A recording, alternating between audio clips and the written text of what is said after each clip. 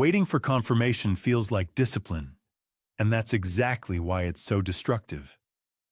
Because it wears the appearance of caution while systematically degrading every entry the trader takes. The confirmation trap works like this. A setup appears that meets every criterion in the trading plan, and instead of entering, the trader waits for the next candle to close, for the indicator to cross, for the level to hold one more time, for the market to give some additional sign that this trade is going to work. And in waiting, the trader either misses the entry completely or takes it at a price significantly worse than the plan specified, which means the risk-reward ratio the plan was built on no longer exists. What makes this particularly insidious is that the trader almost never recognizes it as a plan violation because it feels like the opposite. It feels like being careful, being smart, not rushing, which are all things a disciplined trader is supposed to do. And so the confirmation habit builds over time with the trader believing they are becoming more disciplined when they are actually becoming more hesitant.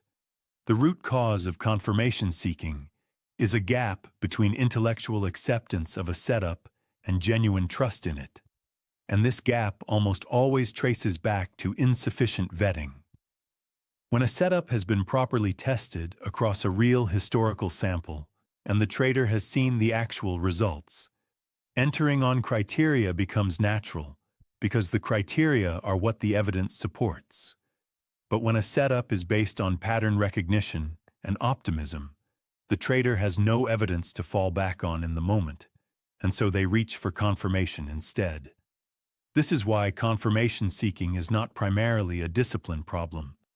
It is a vetting problem in disguise because a trader who genuinely trusts their setup, meaning who has confirmed it through real testing with real results, does not need the market to confirm anything beyond the criteria being met, because the criteria themselves are the confirmation. The practical damage accumulates in two ways. First, missed entries on setups that met the criteria but didn't receive enough additional confirmation, meaning the trader sat out trades their edge would have captured. Second, degraded entries on setups where the trader eventually entered after waiting, but at a worse price, which shifts the risk-reward ratio in ways that turn a positive expectancy setup into a marginal or negative one over time. There is a version of confirmation that is legitimate and appropriate, and it's worth distinguishing. If a setup criterion includes waiting for a candle to close, waiting for a level to be tested, or waiting for a specific price condition, that waiting is not confirmation seeking. It is simply the criteria not yet being fully met, and entry should wait. And this distinction matters because it separates the disciplined execution of defined criteria from the emotional need for additional reassurance beyond those criteria. The question to ask at every entry is simple. Is the setup waiting because the criteria aren't yet complete? Or is the setup waiting because something feels uncertain and more information might make it feel safer? Because if the answer is the latter, more information won't help. The market cannot provide certainty, and the only thing that will resolve the uncertainty is either trusting the tested criteria or doing the vetting work that would have built that trust before the session began.